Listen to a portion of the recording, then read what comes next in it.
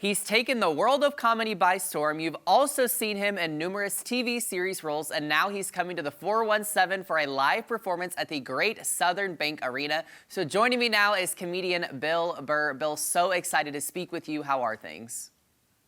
Things are great. And I gotta compliment the name of that bank. Usually they just sound soulless and sound like they're taking over the world. That sounds like some Southern rock band. Great Southern Bank Arena. I'm Well, looking forward to it. I yeah, haven't been to Springfield in forever. I think maybe I did a college gig out there in the late 90s, but they don't got wow. a funny bone down there as far as I know, so I never came back. Well, hey, you're coming back years later, so hopefully it'll be better this time around. Bill, tell me, when did you know that comedy and performing is what you do with your life? I didn't say the other shows didn't go well. You just kind of gave me a nice little dig there. Oh, maybe it'll go better this time. Uh, and then you immediately went to the next question. That was awesome. What can people expect? Well, if you saw my last special, none of that material. I feel like I have 2 hours of material because I'm getting ready to do a special. This is probably my favorite hour that I've done because it's really silly. Nothing too overly deep or anything like that. And as a relief to everybody, I refuse to talk about this presidential election.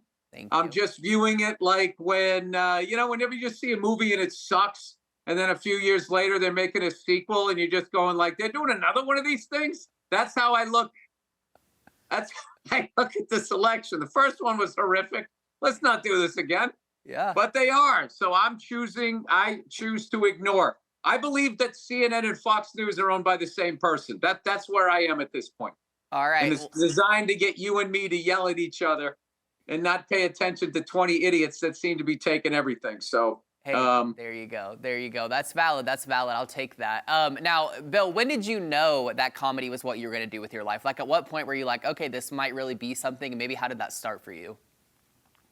by failing at everything else I was trying, I just wasn't. I was good at things. I was bad at other things, but I was never really like, this guy over here. I just never stood out, and everything else just really seemed like work.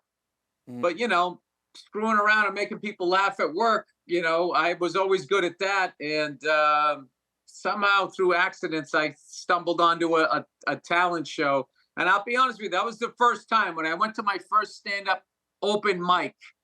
That was the first time I didn't feel like, when you're just in a room and you're like, all right, I'm in here, but I don't feel like I'm these people. I Mhm. don't feel like I belong.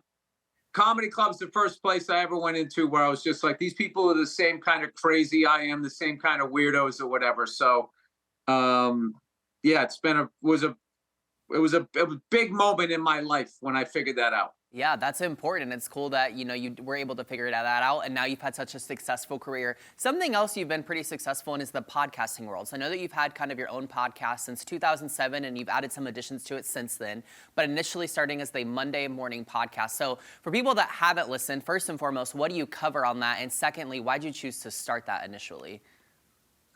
Mine is just stream of consciousness, no guests for the most part, because I got into this business because I didn't want to have a job. And if you have guests, then, oh my God, I'm 15 minutes late. Where is the studio? What happened? I need to reschedule. I totally flaked and I have to deal with that. So I started doing it in 2000, yeah, 7 or 8. This comedian, Robert Kelly, showed me about him. This is when it was still on MySpace. This is how long ago it was. But I just started it because it was a way to connect with fans. I would just talk for 5 minutes on a flip phone. I would call a service. This is how long ago it was. Netflix was still delivering movies to your house. This is the era. And it just started with 5 minutes, and it just kept going and going. And people were really liking them. And it just kind of started that way, just a really, innocent thing. Nobody ever saw podcasting turning into like what Joe Rogan did with it. And like, Joe Rogan is like bigger than most movie stars at this point. And you just never would have thought that in the late 2000s. It just seemed like this dumb thing you were doing by yourself or with your friends. Yeah, Yeah, it's crazy how much podcasting has blown up. And I feel like, a lot of people have struggled to find success within that. So the fact that you've really kind of made your stamp on it speaks to you in a lot of big ways, I feel like. Well, it So, also helped that nobody was really doing it. So, well, there's that too. But hey, don't discredit yourself here. You're obviously successful. So, Bill, you've done so much. You've been a comedian for so long. You've been in TV. You've done the podcast and so many other things. So, is there anything else that you're still kind of like specifically hoping to achieve in your career? Do you feel like you've kind of done what you set out to do? kind of yes to both. I mean, Okay. it's like, yeah, I've done just about every cool thing I can think about doing, but I still like get surprised. I have something coming up the end of the year that I can't talk about that I thought was one of those dreams. When you get to be my age, I'm 55, you start thinking like, well, I guess maybe that's not going to happen. And right as I let go of it, all of a sudden it came back to me. But, I would definitely say, getting to work with some of the actors and the directors I got to work with, to go get into the whole Star Wars thing, and then have those fans come up to me, which are completely different than my usual fan base, which, sports fans, it's really, slap on the back and then they sort of bust your chops, where, Star Wars fans are way kind of more respectful, like, hey, Mr. Burr, I just want to say I really enjoy your work. So that was really cool to feel that. I got that sort of different energy from them.